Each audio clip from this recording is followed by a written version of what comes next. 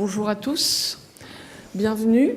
11e Club Argus, premier de l'année 2017, la thématique, le VO Premium. À l'Argus de l'automobile, nous allons fêter nos 90 ans en septembre et l'entreprise, le groupe a beaucoup changé depuis 90 ans. Aujourd'hui, contrairement à l'époque 1927 où nous n'avions qu'un seul métier, l'information et la presse, aujourd'hui, l'Argus, c'est 5 métiers et 250 personnes. Donc vous allez voir un métier aujourd'hui, celui de l'information, qui est représenté ici par Catherine.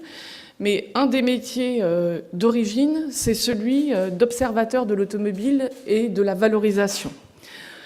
On a beaucoup de données, des millions de données passent dans nos logiciels chaque année. Des millions de cotes sont commandées par le grand public et les professionnels. Et donc, nous restons sur notre mission de 1927, celle d'être l'observateur du marché. Et d'essayer, à travers le Club Argus, en observant ce marché, de vous amener sur des thématiques qui vous concernent tous les jours dans votre business. Donc, je ne vais rien dévoiler de formidable aujourd'hui en vous disant que l'année 2016, et ça dure depuis plusieurs années, est une année qui a vu le premium en VN se vendre formidablement bien. Il y a des marques spécialistes, plutôt du côté de l'Allemagne, qui ont battu chacune leur record, et ça n'est pas la première fois depuis ces 10 dernières années qu'elles battent leur record. Donc nous, on observe ça, on regarde, on est très très friand de statistiques, et donc on s'est dit, forcément, ces marques premium avec ces VN onéreux vont se retrouver à un moment dans le marché de l'occasion. Et donc c'est à cause de ça qu'aujourd'hui nous vous parlons du comment faut-il traiter le premium en VO. Il y a des standards dans le VN. Est-ce que ces standards doivent se retrouver dans le VO? Comment on accueille un client qui achète un VO premium? Bon, toutes ces questions, Catherine et ses invités vont tenter d'y répondre. En tout cas, il est sûr que la rentabilité du premium est surtout impactée par comment vous rachetez votre premium à l'origine. Donc on va vous parler de tout ça. Il y a beaucoup de choses, il y a beaucoup d'invités de marque, et donc j'espère que vous ressortirez à la fin de ces 2h30 pile. Vous avez vu, je la serre déjà dans le timing, que vous ressortirez avec des solutions et avec des pistes pour améliorer votre travail au quotidien. Voilà, je vous souhaite un bon 11e Club Argus. Merci.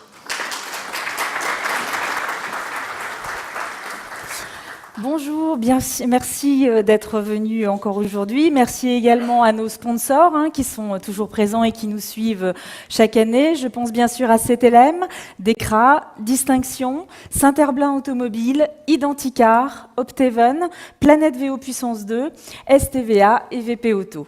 Comme d'habitude, bien sûr, vous pourrez rencontrer des représentants de ces sociétés à l'issue de la conférence pour échanger avec eux. J'espère que vous avez apprécié justement cet accueil premium que nous avons préparé pour vous et qui était sponsorisé par Nespresso. C'est une entrée en matière justement qui vient introduire notre thématique du jour sur le business du VO Premium et qui me permet justement de vous présenter notre benchmark. Il était facile sur ce thème justement, il était tellement banal pour Nespresso de faire appel à Georges Clooney que nous sommes dit en fait que nous allions avoir un challenge bien plus ambitieux et nous avons lancé un défi bien plus élevé justement et nous avons décidé d'inviter le directeur commercial de Nespresso, Julien Morel. Julien Morel n'est pas que talentueux d'un point de vue commercial, mais il est également l'heureux élu du titre de manager commercial 2016. Je vous demande de l'applaudir très fort. Merci Julien.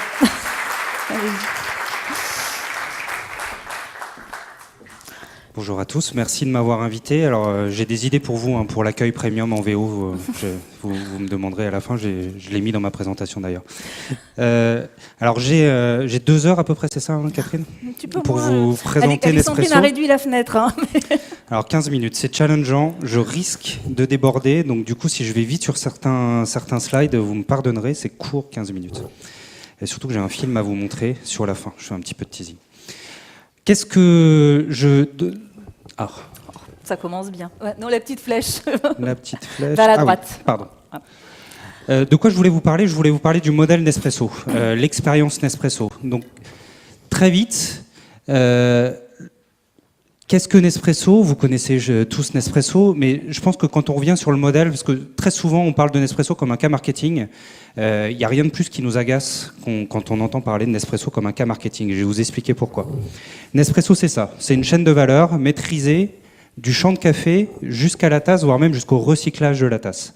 Pourquoi du champ de café jusqu'à la tasse? Je ne sais pas si vous le savez, mais on travaille avec plus de 70 000 fermiers en direct. On connaît tous nos fermiers par leur nom et leur prénom, partout dans le monde. On a 200 agronomes partout dans le monde qui travaillent avec les fermiers. On s'approvisionne auprès d'eux directement. Et puis on fait arriver les champs les cafés issus de ces caféiers directement en Suisse. C'est produit en Suisse et puis ensuite ça arrive sur le marché français. Alors c'est pas neutre ce que je vous dis, mais parce que en fait, quand on regarde le marché français, on est un marché de distribution.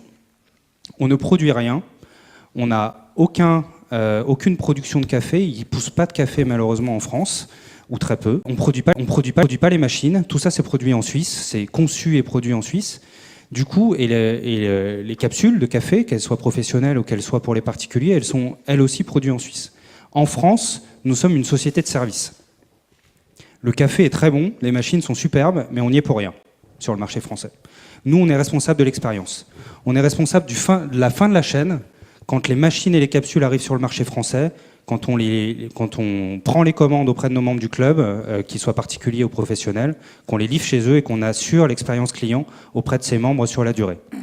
Si le café est bon, si les machines sont exceptionnelles, c'est pas grâce à nous. Par contre, si l'expérience n'est pas bonne, on est 100% responsable. On est responsable de l'expérience client. On se définit un petit peu comme un hôtel de luxe.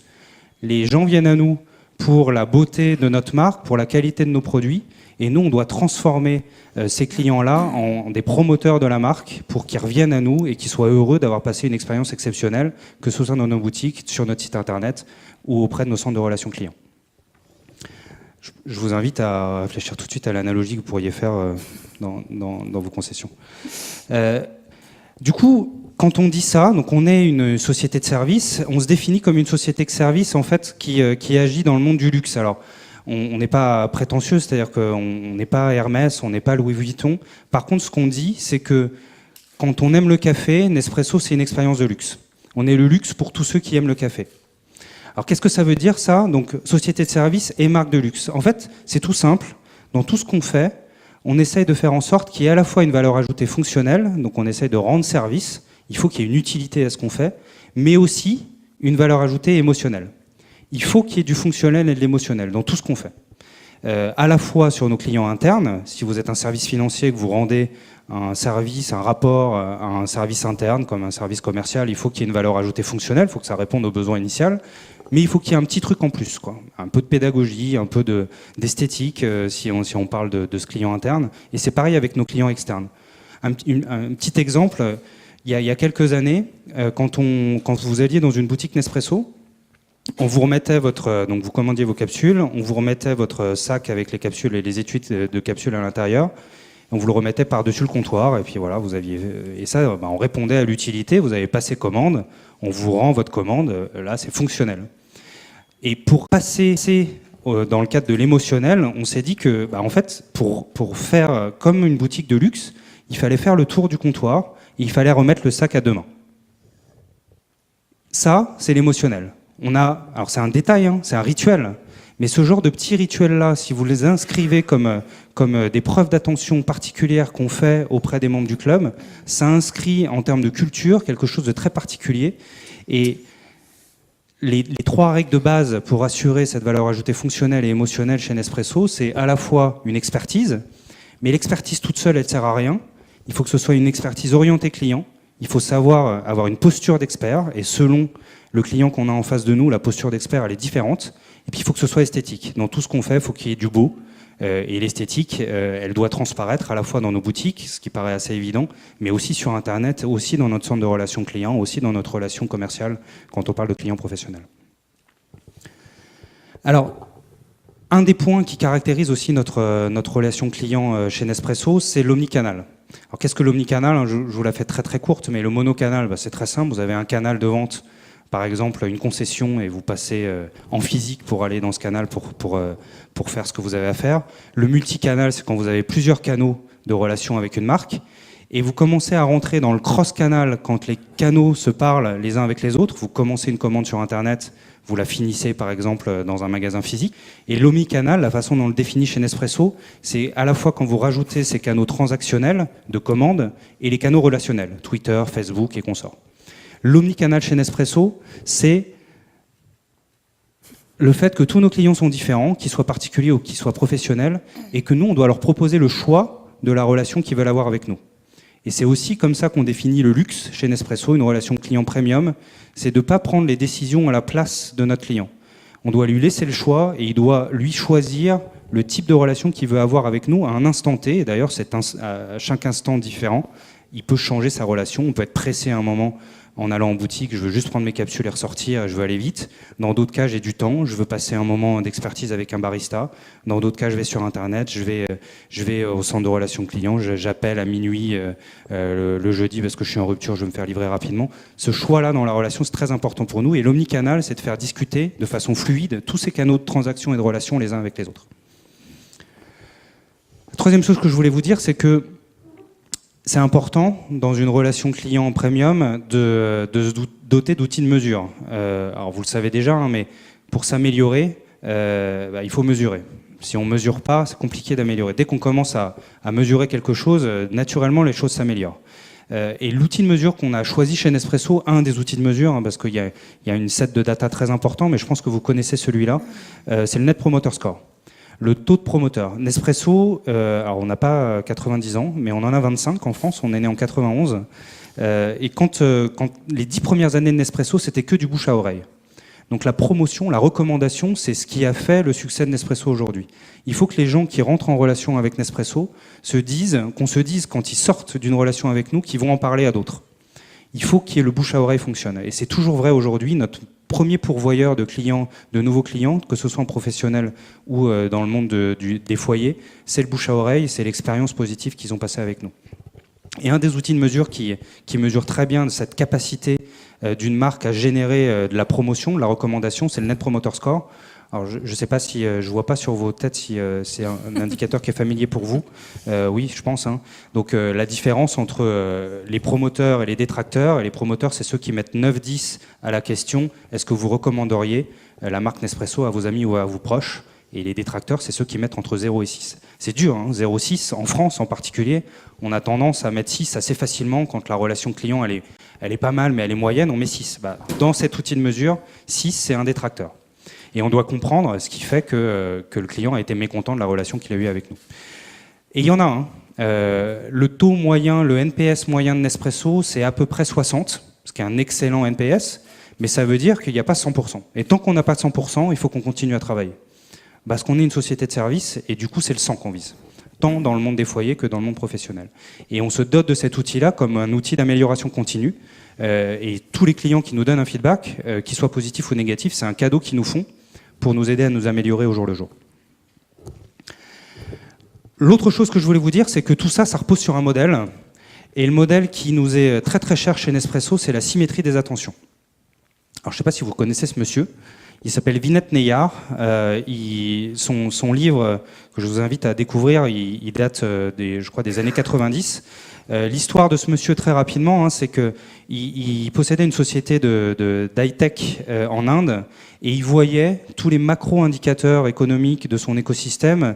Il sentait le moment où la croissance de son business allait un peu péricliter et qu'il allait se retrouver en difficulté. Il a des dizaines de milliers de collaborateurs en Inde et il sentait que ça tournait mal, son business. Et il a décidé de refondre son business en une société de services. Et pour mettre en place un axe de différenciation fort pour mettre en place cette société de service, il s'est dit que la clé, c'était de prendre soin de ses collaborateurs. Il a tourné vraiment le modèle de son entreprise en disant les collaborateurs d'abord, les clients ensuite. Et donc tous mes efforts managériaux, mes investissements, je vais les mettre au bénéfice des collaborateurs qui travaillent pour moi, qui travaillent dans mon entreprise. Les dizaines de milliers de collaborateurs qu'il avait dans son entreprise. Quelques années plus tard, il a plus que triplé son chiffre d'affaires. et il est devenu un leader incontesté en Inde, et il s'est même déployé au niveau international, et c'est toujours aujourd'hui, sa société s'appelle HCL, un des grands leaders de l'high-tech dans le monde. Le principe, le modèle de Vinat-Neya, la symétrie des attentions, c'est assez simple. C'est si vous avez une société de service, donc je vous ai expliqué que Nespresso en était une sur le marché français, vous devez en symétrie, tout ce que vous voulez que vos collaborateurs offrent à vos clients, vous devez vous poser la question en symétrie, qu'est-ce que ça veut dire en termes de posture, en termes de preuve d'attention que les managers doivent donner à leurs collaborateurs. Est-ce que quand vous êtes, je vais vous donner un exemple très simple. On travaille avec beaucoup d'agences bancaires, par exemple, chez Nespresso, avec la solution professionnelle. Donc il y a des agences bancaires qui viennent nous voir et qui nous disent on aimerait équiper l'agence d'une machine professionnelle Nespresso pour offrir votre café Nespresso professionnel à nos clients en agence. Les clients en agence, on aimerait installer un rituel qui est de proposer une boisson chaude et de proposer un café Nespresso parce qu'on pense que ça va être super et que les gens vont revenir nous voir en agence et qu'ils vont être fidèles à notre agence. Quand ils nous disent ça, on leur dit merci, bonne idée, sauf que d'abord, proposez ce café Nespresso à vos collaborateurs. Si vous proposez Nespresso seulement à vos clients, qu'est-ce que vous pensez vos collaborateurs? Ceux qui vont faire la relation client fidèle avec vos clients, c'est d'abord les collaborateurs de l'agence, quoi. Les collaborateurs de l'agence, si vous leur offrez un café à la distribution automatique ou un café filtre de qualité moyenne, alors que vous offrez à vos clients un café Nespresso, quel message vous leur envoyez? Vous leur dites les clients sont plus importants que vous, alors que finalement, c'est les collaborateurs de l'agence qui font une qualité de service exceptionnelle. La symétrie des attentions, sur ce petit exemple-là, c'est de se poser la question de est-ce que ce que je veux offrir à mes clients, j'offre au moins la même chose, voire plus, à mes collaborateurs. En termes de posture, c'est une posture qui est très différente et qui installe une sorte de culture de la relation qui fait la différence. Les preuves d'attention particulières que vous donnez à vos collaborateurs, ils vous le rendent en 1000 auprès des clients finaux. Et par contre, de la même façon que le NPS est un indicateur d'amélioration continue, la preuve d'attention aux collaborateurs, c'est un exercice qui est un exercice de longue haleine, c'est une sorte de quête. Et d'ailleurs, chez Nespresso, on en a fait une culture interne qu'on a appelée la quête du geste parfait. C'est-à-dire qu'on s'est dit que, en étant une société de service, chaque fonction dans l'entreprise, chaque personne dans l'entreprise avait un rôle particulier, avait une job description très claire, donc une description de poste qu'elle devait assurer au quotidien, qui avait un rôle clé, qui était qu'au final, quel que soit le geste qu'elle avait à réaliser, elle rendait service soit en interne, soit en externe à un client qui, à la fin, devait rendre service à un client final, qui soit un foyer ou un client professionnel. Chaque geste était finalement des gestes simples, mais ce n'étaient pas de simples gestes.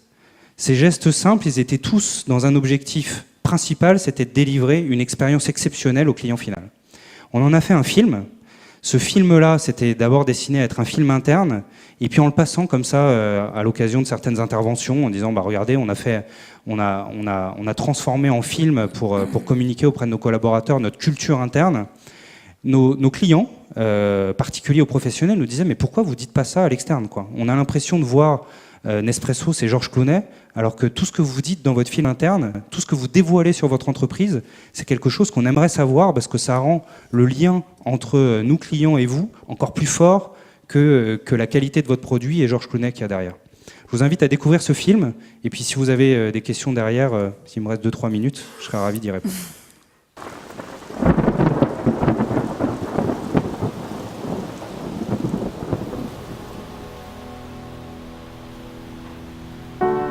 There's a house built out of stone, wooden floors, walls and window sills, tables and chairs warmed by all of the dust. This is a place where I don't feel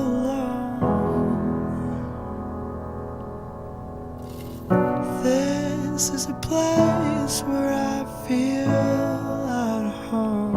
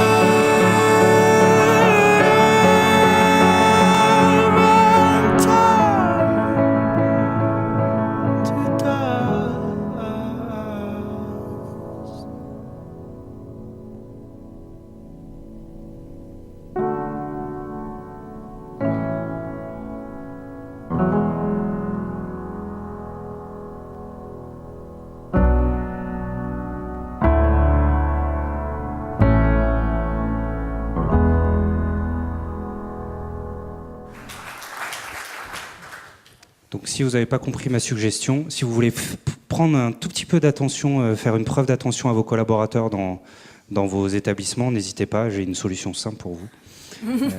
Je vous remercie pour votre attention et puis si vous avez des petites questions, si Catherine m'autorise, je serai ravi d'y répondre. Volontiers, s'il y a des questions, des suggestions ou des commentaires. Il me semblait intéressant en tout cas de démarrer cette session sur le VO Premium par la satisfaction client qui est essentielle effectivement dans tout secteur et dans toute société de service, mais encore plus dans le Premium et dans votre métier justement de distributeur de véhicules Premium. Donc si vous avez des questions, n'hésitez pas à les poser à Julien qui reste encore un petit peu avec nous peut-être.